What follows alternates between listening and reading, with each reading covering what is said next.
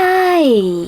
In front of me is Motorola Edge 30 Ultra, and today I would like to show you how you can manage auto rotation on this Motorola. First of all, you need to access Tab menu. Now look for auto rotate icon, and when you find it, click on it. As you can see, mine is blue. That means that auto rotation is now on, but you can always turn it off by clicking on the same icon. If you want to, you can go into settings as well, scroll down and click on display section. Then scroll down again and click on this switcher next to auto rotate screen.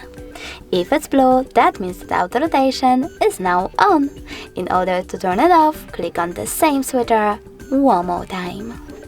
Thanks so much for watching. If you enjoyed this video, leave a like, comment and definitely subscribe. Bye!